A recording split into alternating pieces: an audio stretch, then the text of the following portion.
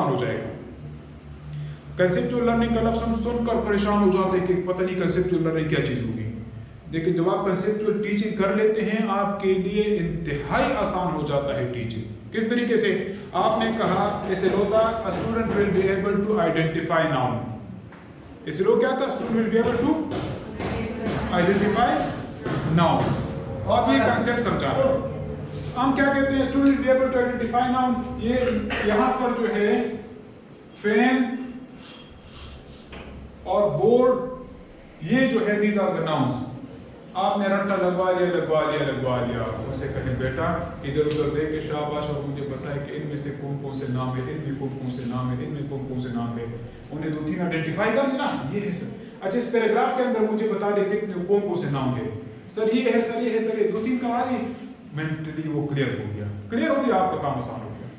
दोबारा से आपको पढ़ाने की जरूरत भी नहीं पड़ेगी, सिर्फ कंसेप्चुअल क्लियरिटी है बस। It will be so much easy. Let's go back to this one. Key learning है या कोई मिस ना हो जाए आपसे, ठीक है। नंबर 2, अगर कोई थीम वगैरह है, थीम्स होते हैं ना बुक्स के अंदर, ठीक है, या टॉपिक्स, थीम्स भी हो सकते हैं और थीम्स के अंदर फिर टॉपिक्स होते हैं ना, या टॉपिक्स के अंदर सब टॉपिक्स होते हैं। सो सब टॉपिक्स आ गए, और यहां पर देखिए ये है इस कोर्स। इस मंथ के अंदर दोबारा से थोड़ा सा ऊपर देख लीजिएगा, ग्रेड कौन सा है? 4। मंथ कौन सा है? ये की लर्निंग एरियाज हैं, ये लेक्सिकल एक्सपेक्ट है, मतलब ग्रामर वगैरह कराना है। रीडिंग में आपने सिर्फ और सिर्फ ये कराना है इस महीने के अंदर कि apply word knowledge and own opinion to text. Text reading भी कर सके और अपना ओपिनियन उसके अंदर बयान कर सके, ठीक है। नंबर 2, राइटिंग में क्या है? Right simple descriptive narrative and expository paragraphs. अब अप्रैल के मंथ में आपने सिर्फ और सिर्फ ये सिखाना है, फोकस आपका किस चीज पे होगा? Descriptive paragraph, narrative and expository. अगर ओरल कम्युनिकेशन है तो introduce self and others, I am फला वगैरह ये कराना है। अगर apply word knowledge and opinion to text read, ये वही बात है, रीड करके और फिर अपना ओपिनियन बयान करना, ओरल कम्युनिकेशन आ गई इस तरह से ग्रामर के अंदर। अब कंटेंट की बजाय आप अपने लिए जो टारगेट्स रखेंगे वो कंसेप्ट्स के रखेंगे, कहने का मतलब ये समझ आ गई? वहां पर आप जो सिलेबस बनाते हैं ना, जो आपको तैयार करके देते हैं, तो वहां पर आपको ये कहा जाता है कि अप्रैल के मंथ में, अप्रैल में आपने हजरत मोहम्मद सल्लल्लाहु अलैहि वसल्लम का चैप्टर पढ़ाना है, पेज नंबर 1 तक करना है। यस। अब आपने फर्दर एक कॉलम यहाँ पे ऐड करना है कि हजरत मोहम्मद सल्लल्लाहु अलैहि वसल्लम का जो चैप्टर होगा उसके अंदर कौन कौन से कॉन्सेप्ट्स में पढ़ाऊंगी। इंग्लिश का है तो ये की लर्निंग एरियाज होंगे आपके पास, रीडिंग का भी प्रैक्टिस कराना है, राइटिंग का भी बनाना है, ठीक है। मैथमेटिक्स का है तो फिर आपने नंबर ये पढ़ाना है, फला ये पढ़ाना है, फला ये पढ़ाना है। अगर वो सेम चीजें रिपीट हो रही है तो ये भी नहीं करना कि नंबर ऑपरेशन शुरू में है और वो आखिर में है तो कुछ हिस्सा इधर से लाजमन हो, कुछ इधर ना, ऐसे नहीं करना। फिर आप नंबर ऑपरेशन ही को लेकर चलिए, उन्हीं चीजों को लेकर चलेंगे। मैथमेटिक्स का मैं डिस्प्ले करके फिर आपको प्रिंसिपल सर देंगे किस तरह से मैं कर रहा हूँ, लेकिन कॉन्सेप्ट्स आपने लाजमन ऐड करने हैं।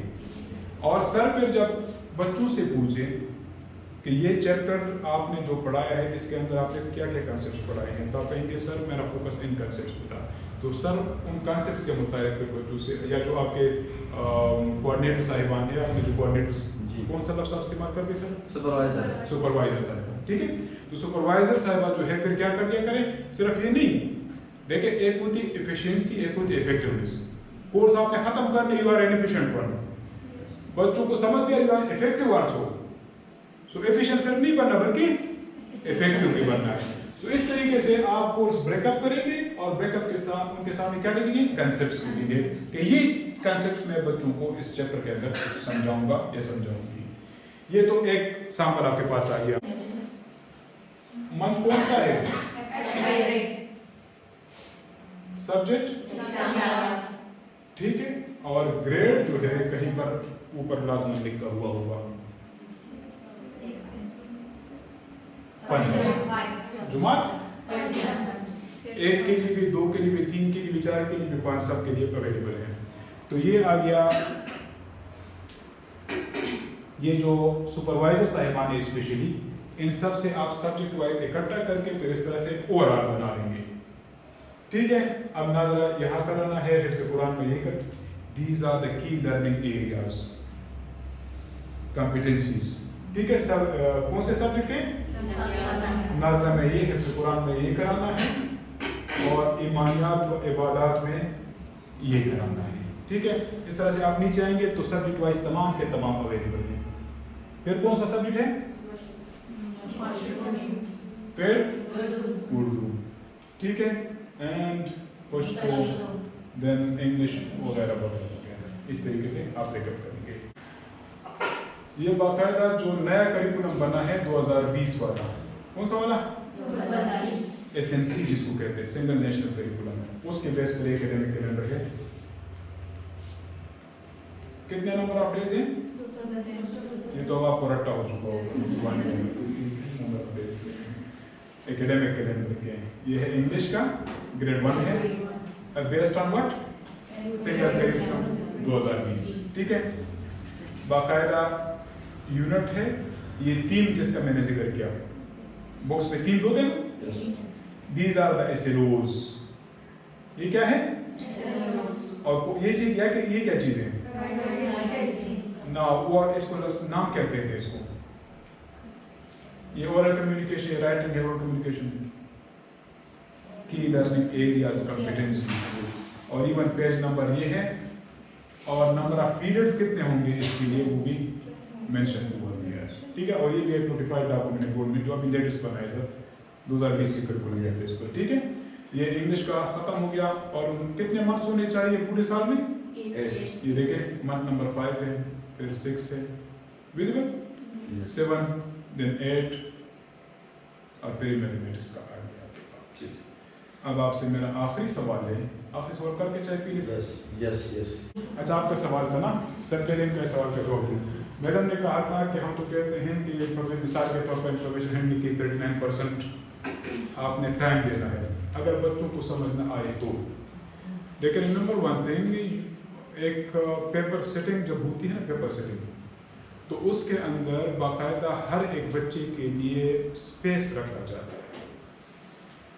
नेवर एक्सपेक्ट, बल्कि इसके बाद उसके बाद ऊपर बातें करें, नेवर एक्सपेक्ट कि मेरी बात जो इनको जिस तरीके से समझ आती है इनको भी उस तरीके से समझ आए, या इन्होंने जितना कंसेप्ट सीख लिया इन्होंने भी वही कंसेप्ट सीख लिया होगा। इट्स इम्पॉसिबल, क्योंकि एक लफ्ज़ जो है there is called individual differences. So बड़े ओपन माइंडेडली आज के बाद टीचिंग शुरू कीजिएगा। देखिए, अगर मैं इंग्लिश वालों से वही एक्सपेक्टेशंस रखूं जो इस्लामियात वालों से है, इस्लामियात के अंदर, इज इट पॉसिबल?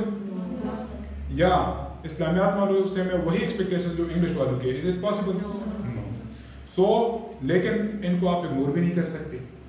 जब इग्नोर नहीं कर सकते तो फिर आपने पेपर के अंदर इतने सवालात रखने हैं उन कमज़ोर बच्चों के लिए कि वो भी उनको अटेंड कर सके। नंबर 1। नंबर 2, मेरा सवाल इनके लिए एक होना चाहिए, इनके लिए दूसरा, इनके लिए तीसरा होना चाहिए। इनके कॉम्पिटेंसी लेवल का मुझे पता होना चाहिए। मैंने आपके साथ कोई 1 घंटा गुजारा, ज़्यादा बातें मैंने की। इसके बाद वाले सेशन में आप लोग बातें ज़्यादा करें, क्योंकि ये चीज़ें समझानी थी आपको ना, आपकी समझ नहीं थी। इसके बाद जनरल बातें होंगी, आपकी बातें ज़्यादा होंगी, लेकिन कुछ ना कुछ अंदाज़ा मुझे हो गया एक दिन में। आप पूरा साल बच्चों के साथ रहते हैं, आपको हर एक बच्चे का पता होता है कि इनसे कौन सा सवाल तो उनको जवाब आता है। अगर कोई बच्चे कमज़ोर है तो कमज़ोर बच्चे से उसके लेवल के हिसाब से साथ ताकि कुछ ना कुछ बोले, कुछ ना कुछ रिस्पॉन्सेस दें। सो डोंट वरी कि 39% के 39% वो कमज़ोर बच्चा भी सीखे, कुछ ना कुछ तो सीखेगा ना, इट्स एक्सेप्टेबल। अच्छा, अब आप लोग मुझे बता दें कि whenever you are dividing the course तो किस चीज़ को कंसिडर करेंगे? Yes sir, first of all reading, शाबाश, राइटिंग, कॉन्सेप्ट क्लियर होने चाहिए यूनिट के और टॉपिक के बारे में। ओके, ये 3 बेसिक्स हैं, और फिर एक टीवी को मद्देनजर रखेंगे कि इसमें कौन कौन सी चीज़ें आ रही हैं जो हम बच्चे से करवा सकते हैं। Thank you, yes. आप में से एक बंदा। ये कि कॉन्सेप्ट क्लियर होना, जो भी टॉपिक जो चैप्टर हो उसमें बच्चों का कॉन्सेप्ट क्लियर होना चाहिए ताकि वो आगे जो भी एक्सरसाइज हो वो इसमें इतनी एबिलिटी हो कि वो इंटरेस्ट ले सके और वो उससे खुद भी सॉल्व कर सके। तो बेसिक जो वो है तो वो कॉन्सेप्ट पे होना चाहिए। Thank you. आप लोगों से मैं ऐसे मैडम,